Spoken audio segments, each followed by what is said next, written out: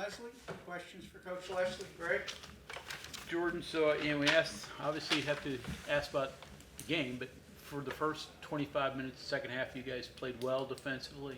Last five, the problem. So the difference, what happened at the end? I just really more missed opportunities than anything. We had 2 drive extending penalties. We had been a really good job getting after the quarterback with 4 people, which I knew we had to do because the tendency going in was control the scramble, control the back. So we knew we had to do to win the game. And we just had just clean misses that probably would have made those last 5 minutes different. And then, I'll take ownership of all of it. It's, the second and 30, trying to keep eyes and I know I'm gonna be asked about that, which is fine. It's fair. You go back to what you see on tape, right? And they hit a set. I think it was between 60 and 70-yard touchdown against Cincinnati. Cincinnati's in a drop 8, and a little bit they dump it to the back, let it go. And I was, no matter what the situation was, wasn't gonna let that happen. Happened once in that game, I think, for 20, whatever it was there in the first half, where we missed a tackle on him. And Reed's a good player, but I wasn't gonna let them dink it to the back in that situation. And whether that's right, wrong, and different, that's hindsight's 20/20, and the Monday morning quarterback's always right. But I'll take ownership of that. That was the game plan going in. We stuck by it. In a tempo situation, you got to give them a call, get them lined up, and go. And that's the one I chose. And probably would have done it different if I had to do it again. But you don't get those chances. First down, you were terrific. Third down, you were good. Even second down was the killer down in that game. What was it? Just the circumstances, the situation? No, I look back and there was 3 of those penalties happened on second down. One which I've never seen in a game to where a tight end is in the protection and is blocking and they call holding, which is okay. I haven't seen that, right? Or maybe that's the right call. I don't know. I've just never seen it. But the other ones are just unnecessary, and it's really uncharacteristic of us. Through 3 games of the penalties, and so, but that was. I look at the stats, I look at our goals, I look at where we're trying to achieve those, and you're right. Most of those were good, but it doesn't matter. You got to finish. Doesn't matter. Circumstances don't matter. The magnitude of the game doesn't matter. It's when you have that opportunity, you got to finish, and we didn't do it. Coach, how do you wrestle with what you saw in camp in the off season? You talked to Neil. You both said that you thought this was a deeper group, especially in the secondary, and they just not played like that at all. The numbers just haven't been good. So how do you wrestle with the results now 3 games in, especially even going into the brawl when you thought it'd be a simple fix? We just got out of practice. We'll go to practice again tomorrow. Because that's the reason we believe that is that we've seen it. And I wouldn't ask people to do things that I hadn't seen. That would make me not very smart. Why? I just got to keep getting better. You mentioned the second and 30 pass and how you weren't going to let them dink it to the running back who was an open field threat. But you had 3 guys around the ball. How did he catch that ball? It wasn't like you ignored it. Yeah, there's certain things in tight coverage that you're taught to do, and you have to execute them at all times. And that was one throw. Again, you base it off what you've watched up to that point during the season, and that was not a throw that and I give Holstein credit, made a great throw. The guy made a good catch. That was not a throw he had made. He missed 4 or 5 of them in the Cincinnati game. What he didn't miss was how dynamic the check down was to the back. And so, you know, I mean, you gotta, again, no matter the circumstances or what's going around you, we got to make that play. We got to get better at playing that. What's the confidence level of your secondary now? I mean, it's shaken? I mean,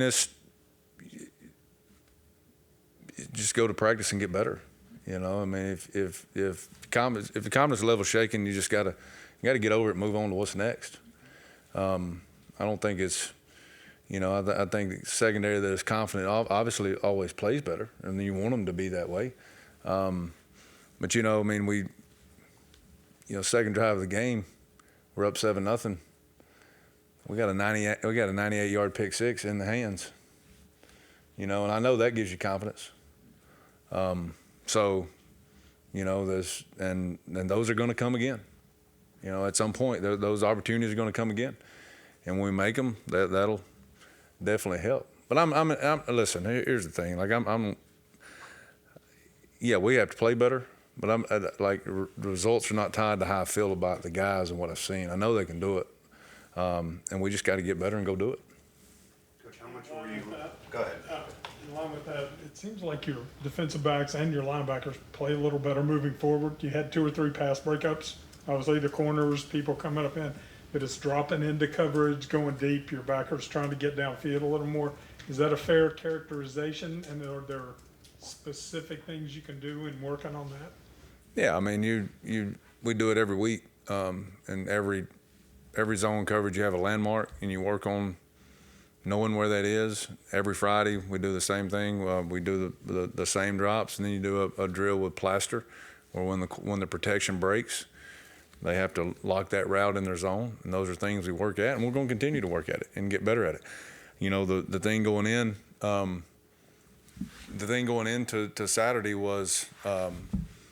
You know, it cost us at Albany on the first third down of the game was the depth in the drop. So we worked really hard at that and got that fixed. And then, you know, you give the quarterback a little more space, you know. So there's always, again, you know, the Monday morning quarterback is always right. But, you know, with the exception of about, I think it was 2 plays, which one we were in zone and the other one, the scrambles, you know, I thought we did a pretty decent job other than just missing the tackle, which again had been uncharacteristic of us up to that point. As far as the secondary, Neil mentioned possibly some tweaking schemes, maybe personnel. What's your message to the guys that you put out there this week who's playing back there? I mean, it's do your job, do it with the technique and the way you're taught to do it, and execute. And we do that, we'll be fine. When we have done that, we'll be fine. You know, like you said, you know, one of the reasons, you know, I've had no problem going to that on that down is we had executed that coverage through the third quarter and fourth quarter to a T, and there was nowhere to go. And we sacked the guy, 5 times? 5 times? And we missed 4. It could have had 9. So it's, you know, it's not negative, you know, not just do your job, do it better. And we got another opportunity at noon on Saturday. Coach, how much were you expecting Holstein to scramble? He did a little against Cincinnati, but even more so against West Virginia. And then how do you scheme for Kansas and Daniels, what they're going to do, because they have that guy and then some? I mean, you just have to do what's best, what your kids can do, and play the coverage within the coverage structure, play with good eyes, got to win up front, which I thought we did a pretty good job of. Some of them we just got to finish the rush, finish the move, finish the whatever it is. And you just got to play the situation the way we played it. Thought we did a pretty decent job of it, with the exception of a couple where we just missed him. And then this kid's coming in is going to be a better athlete, so you're just going to have to get better. We're not going, you know, you're not going to change who you're rolling out there.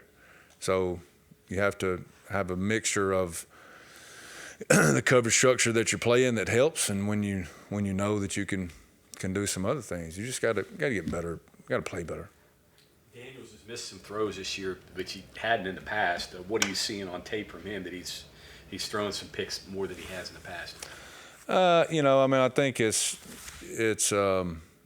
very simply, to me, it just looks like a little bit of rust. I know firsthand how good a player he is. Like I don't put a whole lot of stock into that. He is dynamic. He's a game changer with his legs and his arm. I think any time that what was that last year, Game 4, Texas? I don't know. I have to look at a schedule. That's a long time. And whatever he was going through, rehabilitation. I mean, to me, it's just like any other player probably in that same situation. I relate that back to us. I see a lot with Trey Lathan.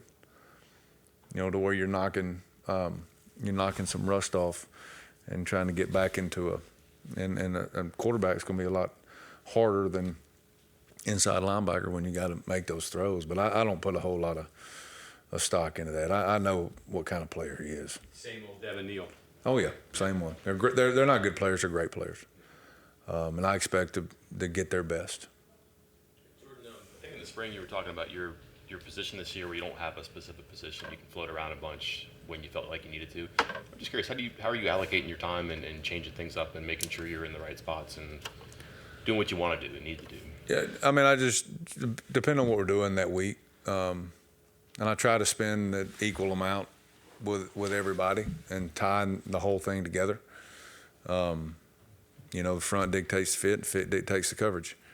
And that's just kind of how I've always my mind works. And so it's probably not one more than any, and we've got more help, now than at different spots with the change in the rule preseason. So I'm probably equally amongst everybody. But then they have a new offensive coordinator, but if I remember, they pretty much said he was going to run the same offense. Is it the same offense? As the Yeah, it's coordinator? pretty much the same. Okay. Very, very similar. I know it's hard to study two different guys, but is it as simple as saying, down and distance situation? Does one guy call it differently from the same pool of plays? Is it the same plays for like a 3rd and goal or a 2nd and short or anything like that? No, I don't think. I think the OC calls the plays. I think the background of different parts of the offense. I think one comes from the head coach, and I think one part really comes from the quarterback's coach. But I think when it comes down to the play call, and I don't know, I really don't know, but I'm assuming just from that he calls all the plays. You mentioned Spells and Crandall. What do they bring to the table? Spells is again a guy that's coming back and is, we finally feel is fully healthy and ready to go. And TJ, TJ is athletic, fast, and is, you get in this world where you think that because you take a transfer that they're start ready, game ready. I mean, TJ's still a 2nd-year player. He's still a sophomore. So, but they're going to have opportunity, and they deserve it. Speaking of TJ Jackson, we talked to him a little while ago. You had a prior relationship with one of his high school coaches. So Yeah, he was my college roommate. yeah, your roommate. So Yeah. what have you thought of his play so far? Your relationship back with him? How's that go? Yeah, I mean, it's TJ is, one thing that's you never question is the effort and the motor that he plays with, and that shows up in just about everything that we ask him to do. Sometimes that's hard. He maybe gets a little too far up the field on nothing that's hurt us, but I'm just as examples. A fast flow, twitchy, athletic, explosive player like that. Darius was very similar. You look up and you be so fast, which is a good thing to have to sometimes hit the brakes and slow him down and play it under control in this situation. But I would much rather have to slow him down than speed him up. How were your guys out there today? They were good. Were they good? They're good. I mean, they're disappointed. They're obviously not happy about the result. Nobody's more disappointed than I am. I've seen this group at what they can do, and they know what they can do, and it's really more about the consistency. I look at that. third quarter into the fourth quarter, that's the group that I know is there. And it's just the frustrating thing is when you see somebody do something, as a coach, frustrating thing, you see somebody do something, and there's maybe a little bit of not consistent there, and they were fine. They there was way more player to player conversations going into team drills, getting our work done, than there was coach to player. So that tells me something about them. So, and that's when you can turn that corner, you got a shot. On TJ, he said that he kind of knew that he was not a power conference player because of his measurables, but the way he played against them is what made him go to the portal. When you're looking at him, what stood out that said, yeah, this short guy can actually play at this level? So ask the question again, Mike. I'm sorry. TJ said that he knew his measurables. Yeah. Probably wasn't a power conference guy, but the way he played in those non-conference games, he felt like he had it. When you're looking, at a transfer like him who doesn't have the long arms, the height, what says, all right, he can overcome that because of Production. that? Okay. Yeah, it's production. I mean, productive players are productive players. Playmakers are playmakers. And the measurables, I think it may cost them as a, power 4, power 5, whatever we are. I don't know, NFL. Measurables, I think they understand that's not prototypical, but at the end of the day, playmakers are playmakers, and that's really the big evaluation for me. Real quick, you got 2 corner teams. I guess one team's 1 and 2, one team's 1 and 2. Do you spend more time earlier in the week thinking about your guys and then transitioning to them? I mean, obviously you got the dual thing there. You got to prepare for your opponent, but you got to think about the things you got to fix and get right. How do you balance that? You take the things that got you to where you are, and you simply got to get better at them and move on to what's next. We can all sit around here and, pout and complain and feel sorry. I don't feel sorry for me. Nobody else should. I know they're not going to, and that's okay. I'm a big boy.